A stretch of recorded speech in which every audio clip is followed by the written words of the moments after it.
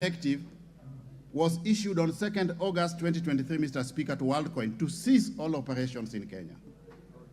In addition, the government has sought preservation orders from the courts to enable completion of the ongoing investigations by a multi-agency team,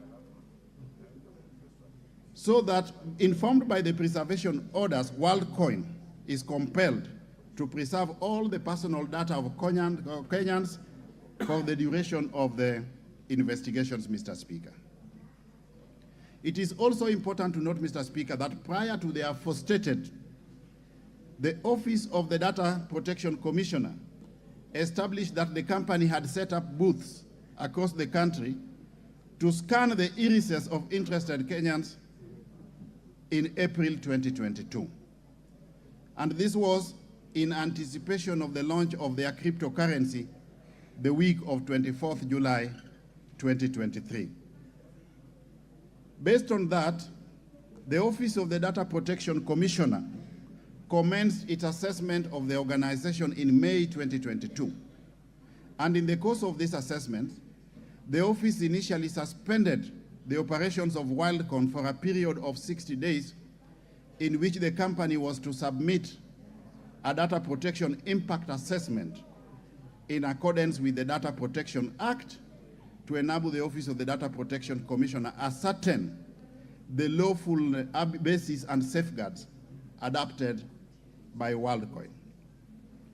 Subsequently, Mr. Speaker, the Office of the Data Protection Commissioner conducted a spot check in May 2023, and again raised concerns with the processing activities of the entity, and subsequently wrote to the entity in May 2023 directing immediate cessation of processing of sensitive personal data, namely irises, facial data of the data subjects. The office further directed that Worldcoin safely restricts the processing of any data that had already been processed, and advised the office of the safeguard placed on the restricted data, Mr. Speaker. On the next question, as to whether or not the government has established the ultimate objective of this exercise and for what purpose the data was being collected, Mr. Speaker, this is subject to the ongoing investigations. The government is currently undertaking investigations to establish the intended objectives of the exercise by Worldcoin. And based on the results of that investigation, Mr. Speaker, we'll remain ready and available to come back and report to the House in that regard. On the next question,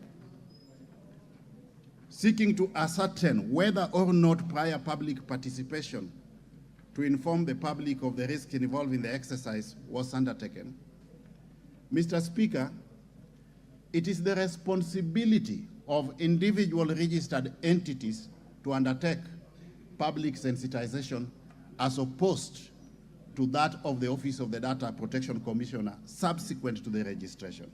And in this regard, Mr. Speaker, we are not aware of any public participation carried out by Worldcoin. And consequently, the government has issued statements cautioning the public on the operations of Worldcoin in this regard, Mr. Speaker. On the next question pertaining to the source of the money that is being paid to participants who stand to benefit from the exercise by Worldcoin, Mr. Speaker, this again is one of the components of the terms of reference of the multi-agency team that is currently investigating the source of the money, Mr. Speaker. And we believe that the objective therefrom will be determined through this exercise. Mr. Speaker, the honorable member also sought comment from government on matters concerning cybersecurity attacks, and in this regard, we state as follows. It is indeed true, Mr. Speaker, that the e-citizen platform was temporarily affected by a threat that rendered it intermittently unavailable for 3 subsequent days, Mr. Speaker. That service interruption was caused by a distributed denial of services, commonly known as DDoS attack, where the intended hackers sent a flood of service requests, meaning more than the normal levels of requests, through the IP address connections to the eCitizen servers, with the intention of jamming the connection and making it non-responsive, Mr. Speaker. The government, through the Communications Authority of Kenya, Mr. Speaker, coordinates the Kenya National Computer Incident Response Team, which is a multi-agency cybersecurity monitoring center. And this center was instrumental in tracking the DDoS attack and providing relevant advisory support for purposes of intervention. What we are saying here, ladies and gentlemen, or honorable members, is that there was an attempted attack, but informed by the elaborate risk mitigation framework around the eCitizen platform that the government has deployed, put in place, that attack was unsuccessful.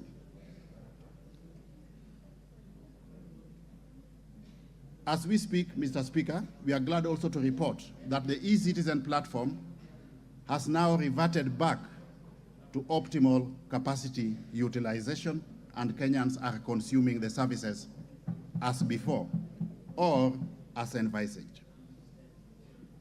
Mr. Speaker, the government also has a standing multi-agency committee that in a proactive manner addresses the cybersecurity threats and it mitigates cyber attacks risk, Mr. Speaker. And that committee entails membership from the Ministry of Information Communications and the Digital Economy, the Ministry of Interior and National Administration, the Konza Technopolis, Kenya Airports Authority, Communications Authority of Kenya, Office of the Data Protection Commissioner, and the ICT Authority. What we are saying here, Mr. Speaker, is that we are aware that in the course of rapid digitalization, we were aware from the onset that we were likely to be exposed to cyber attacks. And rather than waiting to be reactive, we put in place an elaborate risk mitigation framework in a proactive manner with a view to mitigating any risks that could occur. In addition also, Mr. Speaker, the government has taken the following steps to mitigate the emerging cybersecurity challenges in a sustainable manner moving forward. 1, we have added an additional layer of technology security to the eCitizen platform. 2, we have redirected internet traffic to a different web application firewall with a view to filtering traffic before it hits the eCitizen platform. 3, we are undertaking continuous monitoring and visibility of the system so that we are able to scan all that is going on within the system, Mr. Speaker.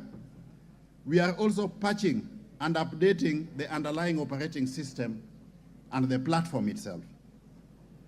Equally, Mr. Speaker, we are upgrading all applications running the services to current releases. And these are ideally the applications that are installed to run the single sign-on as well as the payment gateway, Mr. Speaker. We have also added the bandwidth capacity with a view to enhancing the capacity of the platform so that the system has got optimal levels of capacity to support requests from citizens, Mr. Speaker. And finally, on a continuous basis, based on best case practices elsewhere, we are entering into collaborations and partnerships with other jurisdictions as far as cybersecurity management is concerned, Mr. Speaker.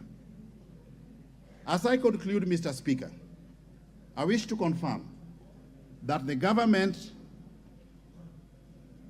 has put in place an elaborate framework to ensure that the e-citizen platform is stable and able to process and provide citizenry with the required services, as the government also continues to onboard services in line with our digitalization agenda. The net effect of this statement, Mr. Speaker, is that we will continue pursuing our digitalization agenda, while on a continuous basis, we are also ensuring that there is an elaborate risk mitigation framework to ascertain both data privacy and data security, Mr. Speaker. Moving forward, the government, in collaboration with other stakeholders, has proposed a review of our institutional framework in regard to cybersecurity so that we strengthen our cyberspace, including but not limited to the monitoring, evaluation, and reporting mechanisms, Mr. Speaker. We shall also continue to create cybersecurity awareness and capacity building at all levels of government and amongst the critical stakeholder segment of the Kenyan public. Thank you very much, Honorable Speaker. We submit. Right. Mukunji. Thank you, Honorable Speaker. You will note several interventions, then you will be called upon to respond. Thank you, Honorable Speaker. And I wish to say thank you to our CSs for that elaborate statement, capturing every question and statement we seeked as this House. And Honorable Speaker, while I was raising this question, I knew it is a wake-up call to our government and also us as a House to see how we can be prepared for the future, and because future, Honorable Speaker, is digital. Honorable Speaker, I've listened keenly, and I feel the departments concerned are well prepared to handle these issues. And Honorable Speaker, there is always a risk when it comes to digitization. I've given you an opportunity to ask clarification.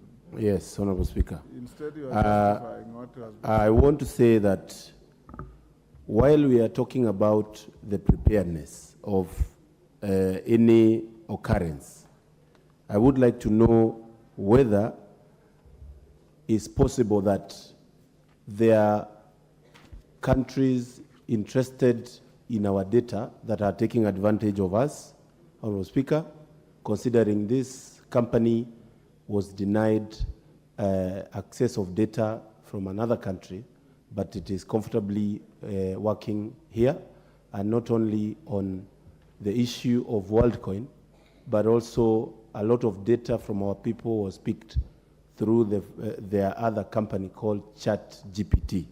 Honorable Speaker, and the other question is, I saw the site has been pulled down, the Worldcoin site.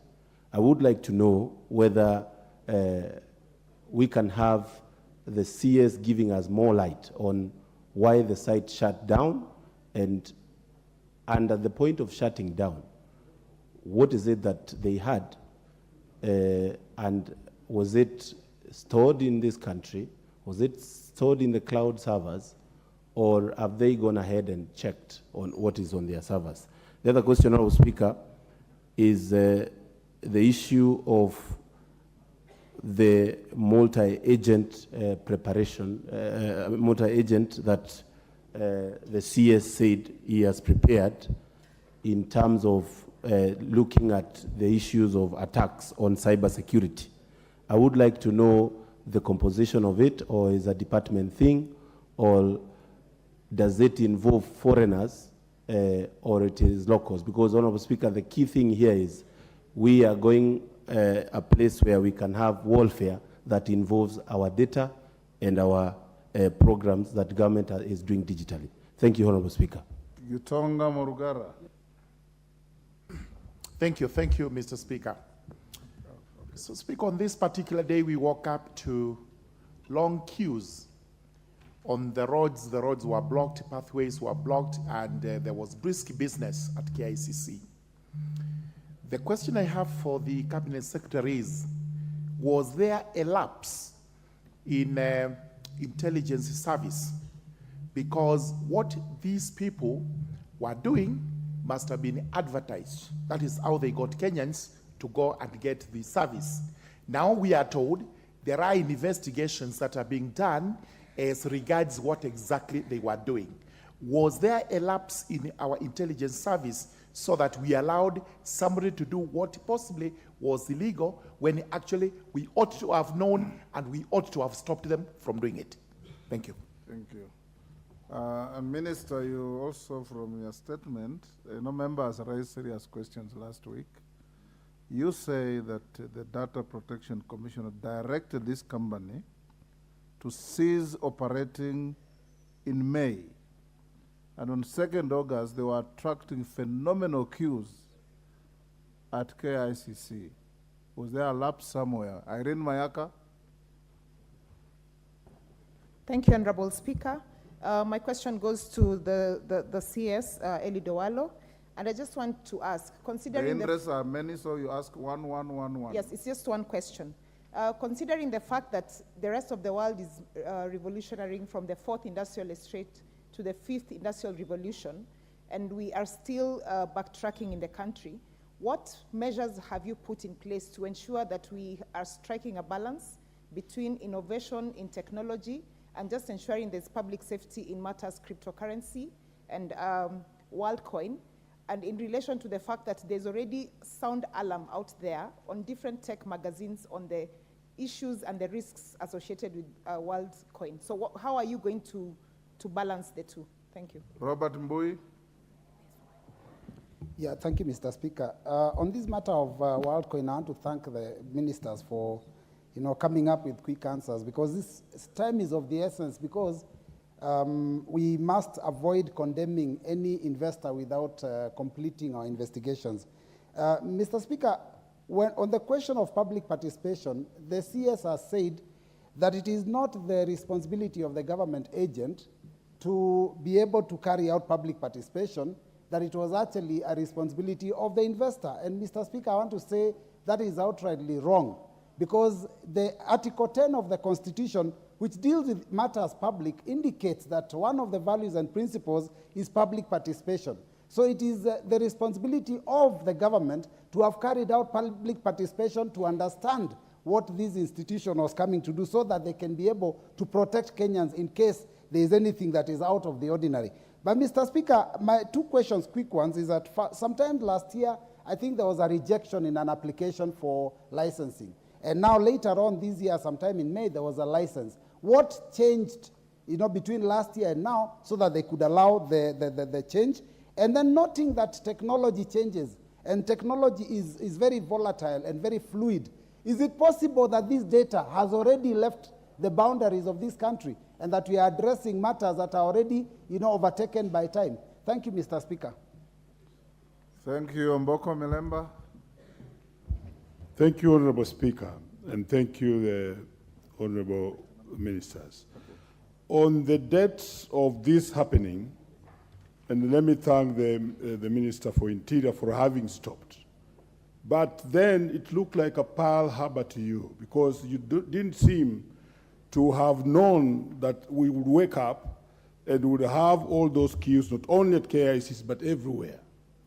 So how safe are Kenyans if you'll have those stopgap measures of such a happening of such a high magnitude, only for you to come in and stop? But above all, the two of you as ministers, why you've been called here as a duo, is that you seem to disagree on what exactly should be done on the matter concerning Worldcoin. Tell us, why did that come up? Thank you. I'll give to the Honorable Kaluma, then ministers, you respond to that, then we'll do another round. I thank you, Honorable Speaker. Honorable Speaker, Section 974 of the Companies Act require all foreign companies to be registered before they can do business in the country. and there is very heavy punishment because it makes it a criminal offense for such company, any foreign company to so act before registration. So the question, Honorable Speaker, is, was this particular company registered as a